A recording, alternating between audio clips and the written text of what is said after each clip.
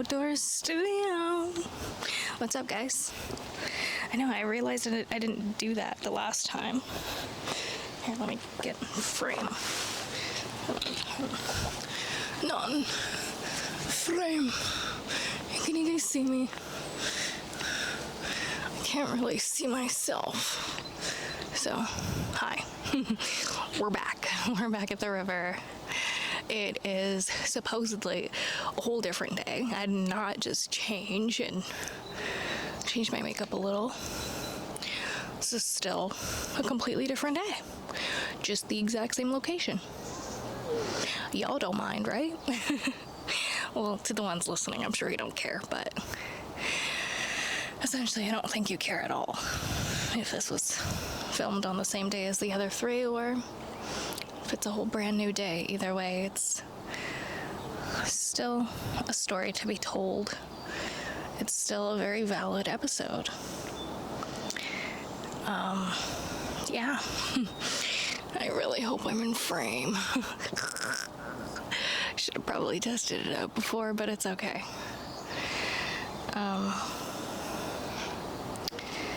I don't know what today's episode's gonna be about. I thought I could just chill here and be with nature for a second. I might just kind of roll over. I'm here. Don't worry. Hi. Well, oh my god, am I flashing any of you? I'm so sorry. This is so weird. Can you even see my face? I don't know if you can or can't, so let me just get up. Let me be professional and not do whatever I just did. It is hot, you guys. I'm wearing jeans at the river. Not ideal. So, let me go back to my comfort position.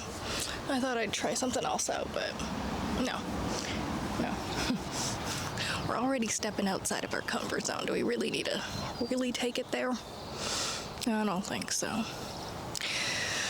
So, yeah, we're here. We're back at the Ribs. My favorite spot ever, as you guys may or may not know by now. But I love this place. Something about nature just grounds us all, doesn't it? The noises, the birds, the cars passing by,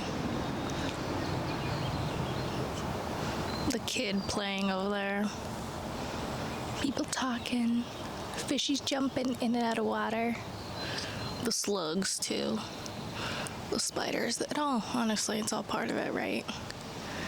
Can't have good without the bad. Can't have bad without the good. Very similar to us as humans, right? Although someone might be mean or bad to you, that doesn't necessarily mean that they're all bad. Yin and yang, baby. Can't have one without the other.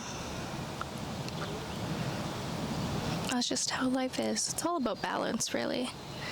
Like, I come across as like a really nice, sweet, gentle gal, but really, I have really strong boundaries, and sometimes people might think I'm a bit of a bitch when it comes to standing up for myself, and I do come across as one, but I know in my heart it's pure. It's out of survival in a way, if you really think about it. Sometimes you kind of have to step up to the plate and be the bitch to cover yourself, to protect your heart, your soul, your mind, your thoughts, your boundaries. Boundaries are so freaking important. If you guys have troubles with boundaries, I read this book called Not Nice by Dr. Aziz. Don't remember his last name, but it was something Dr. Aziz. Oh, that book transformed my life. It's literally called Not Nice because it teaches you to not be nice, not to be this cookie cutter mold and like people pleaser. It's just, it doesn't help anyone, and it definitely doesn't help yourself. Like you saying yes to things that you don't want to do out of wanting to help other people, but essentially it doesn't make you feel any better. It just makes you feel resentful. Man, that book, I recommend that book to absolutely anyone and everyone. It is one of my favorite books ever. It is a personal development book, and sometimes I know they can be a little boring, but that book was not.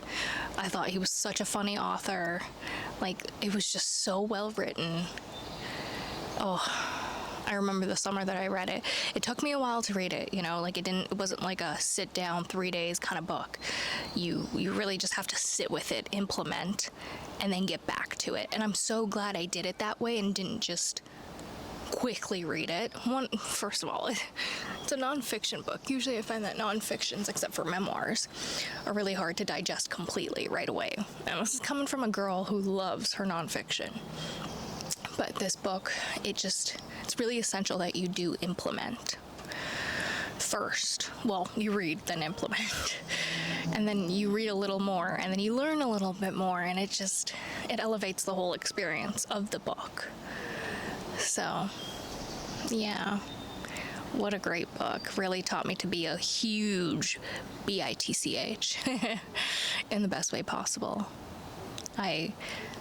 I don't regret the times that I come across as too harsh. You know, sometimes I do, because, you know, I had a mother who loved giving me tough love, and that's okay. That's all right. That's the way that she thought was best, and maybe essentially it was, right? Like, sure, maybe I needed to be coddled a little more. Maybe not, actually. I was pretty spoiled, so I guess she had her ways of coddling me, but I think she was just preparing me for the real world, preparing me to be the person that I am, to become who I need to be.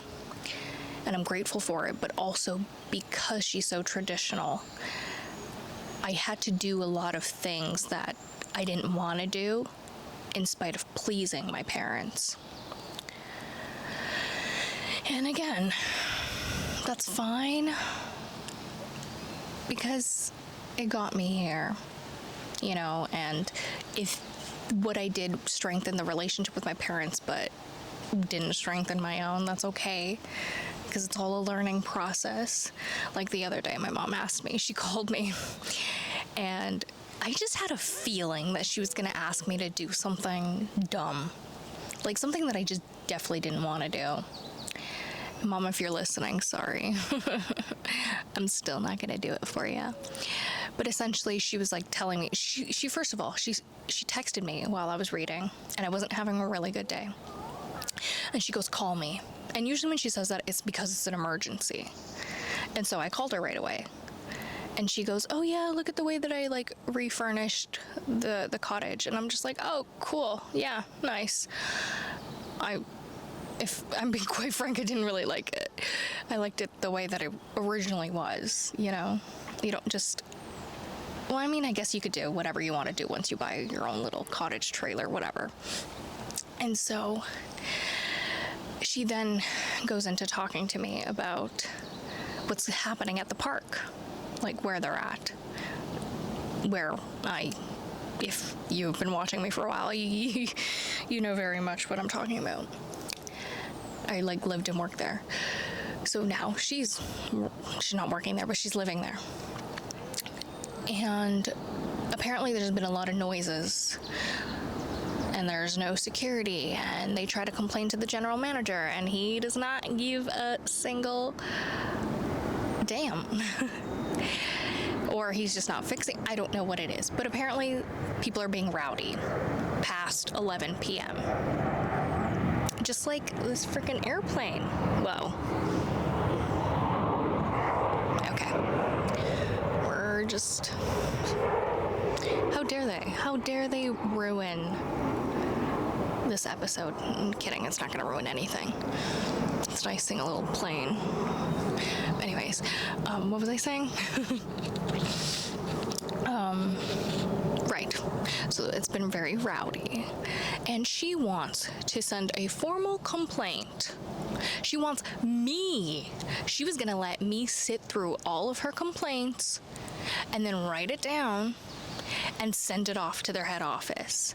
Are you freaking kidding me? I don't have time for this. Even if I did, I don't want to do that. It's a complaint. You know what they're going to do? They're going to see it and rip it up. They're going to put it in their junk email. They're going to delete it. They're going to say, ugh, another Karen. You're in a public space. Of course, people are going to be rowdy. You're at a resort. Like, what did you expect? And you live there now. Like, what? Sis, who cares if it's rowdy? You've lived in big cities your whole life. First Sao Paulo, now Toronto. Like, who cares? Who literally cares? I think she's just used, because like the cottage is a lot more quieter, but on the weekends people obviously camp there and there's strangers and a lot of things happen. And it's rowdy. Oh my God. Get a life, get a hobby. Like, ugh. Bitch about it on a podcast. I don't know. Do something, do anything. No, I just told her to go to ChatGPT, write out what she wants, and get ChatGPT to write it up for her. That's the most I'll do. And that's me setting my own boundaries. For the sake of my own mental health, honestly, like I didn't want to sit through that, already having a bad day, listening to some old lady bitch about people being loud. Tough shit. Get over it. Get earplugs. Like, no. Sorry, Mom. I love you, but I don't care enough to do this for you. And those are my boundaries. Respect it. And I saw that she like got kind of sad afterwards. She's like, okay, well, bye. Bye. Like, I don't feel bad. I think a part of me felt a little bit bad because like obviously she's going through some health issues and she's very far away, and like our relationship has gotten a lot better, and this might have probably set it back a little, and I know she would be upset, but it's just, a complaint is a complaint. If this was something serious, if this had something to do with like a payment issue or yeah, anything rooted in reality, then absolutely. But it's a complaint. You are bothered with something that someone else is doing. Like, you just have to mold yourself to just deal with it. It's like when you're in an airplane and there's a baby crying. Are you gonna write to their head office and be like, oh, the baby was crying? No, you suck it up. You put on earphones, and in a few hours, you don't have to deal with that baby anymore. It's the same kind of thing. Just like, ugh. Go to sleep. It can't possibly be that insanely loud. Well, I mean, maybe, but I don't know. But still, like, ugh. And we're Brazilian. Like, babes, you don't think you've had parties that were a little too loud? And the grannies on the block were like, oh my God. They absolutely were. And that's just life. You just live and you learn and you deal with it, and you set up strong boundaries, and you tell your mother, no, I am not going to complain for you. And I know that's going to be hard for her to understand because, you know, she's unfortunately one of the people who lack a lot of boundaries. I mean, she has very strong certain boundaries, but then lacks it in other ways. But that's okay. Like, nobody's here to be perfect. Nobody, even me, like, you know, I lack certain boundaries that I should probably have better. But that's not the case. Well, I try. I really genuinely do try. Because it makes me feel safe. It's like these little, they're kind of like walls, but not really walls. They're just more so like, you know, in the movies when the teenagers draw a line on their room or whatever, put tape down, they're like, don't cross this. It does make them feel safer. And those boundaries are exactly that. It gives you the space to be yourself authentically without trying to mold yourself to please someone else. Because that doesn't help anyone. It helps out the person wanting, like, that you want to please. But wouldn't it be so much better if you just told the truth?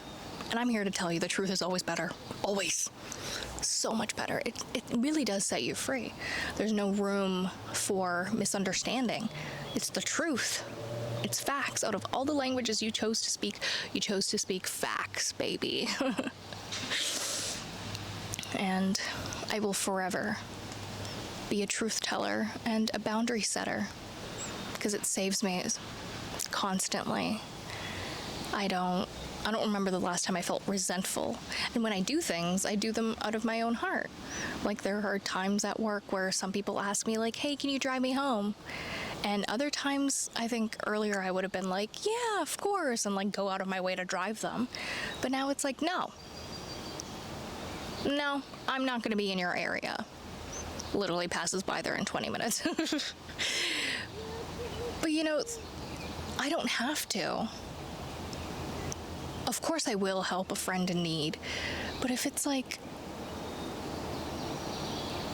if you just want to do it out of convenience to you, but like also give me nothing in exchange for it, and not that I'm asking for anything back, but it's like, if you're constantly asking for a ride, but yet you never pitch in for gas, we've got an issue here. And that just doesn't sit well with me. Now, like, I do have a friend who never asks me for a ride.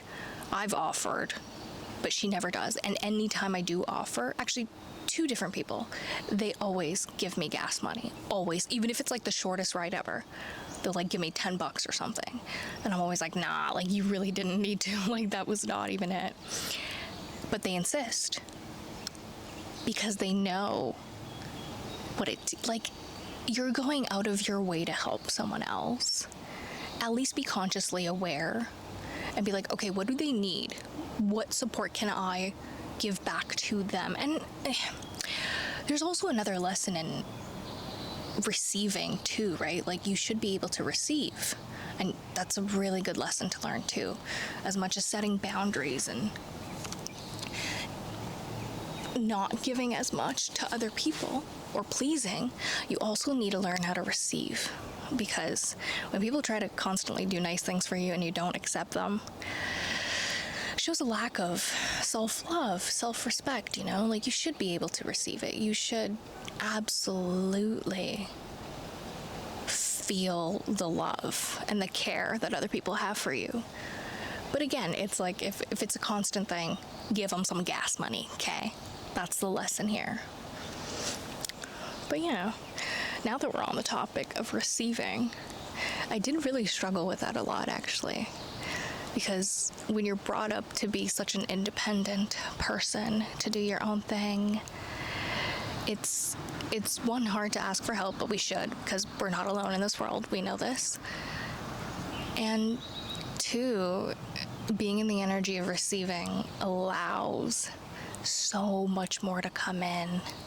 You're so open and receptive that who knows? Oh my God, ew, I feel like there's a bug in my hair. Okay, no bug. Oh, we're good. But we're just, who knows what else can come through when you're already in that open and receiving energy. That's when a lot of great things happen, actually, when you're open to it. Similar to like love, right? I was so closed off for so long, and finally, guys, after a really long time, I'm finally open again. I'm like, you know what, I'm ready. I'm ready to open my heart again. I'm not ready for heartbreak, so I'm going to be very, very, very discerning. But that's okay. I've got the tools. I've got the boundaries. I've got the self-respect, the self-love to navigate that, and that's all you can do, is try your best to do so. So, receive, give, love, respect. Mainly respect yourself, because at the end of the day, you gotta live with you. At the end of the day, it's just you and you. And that's a beautiful thing if you choose to see it that way. It could be a lonely thing if you choose to see it that way, but it can also be very freeing and beautiful. Just like now. I was literally pooping my pants before I started because I was so nervous to be filming in public. But it's nice. It's really liberating, to be quite honest. All I want to do is get in that water. And I'm not even kidding. That would really feel liberating. That would be me open to receiving a hug from the universe, from the water. What am I even saying at this point? Oh my God. Wouldn't be an episode without a little bit of a delirious moment, wouldn't it?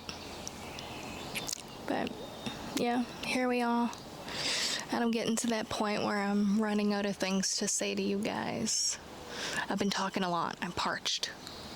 Should I drink the river water? Just kidding. I don't want to die. Oh, man. Yeah, I don't think I'm ready to go home. I wonder what time it is. I'm like, just so serene right here. Like, I don't want to leave. Why do I have to leave? It's a gorgeous, beautiful day. I might not even leave. I might just stay here all day. I did bring my bikini. Should I?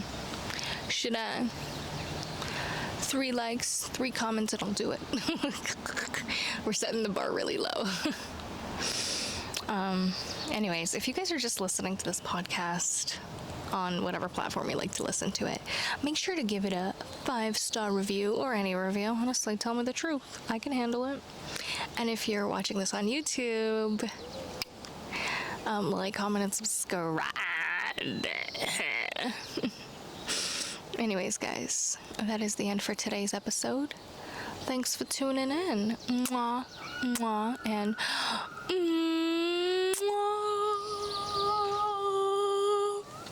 Okay. Love you. Ciao, ciao. Okay. Also, if you want to know where these jeans are from, American Eagle. I always get American Eagle jeans. They just fit so good. Even the birds think so. Okay.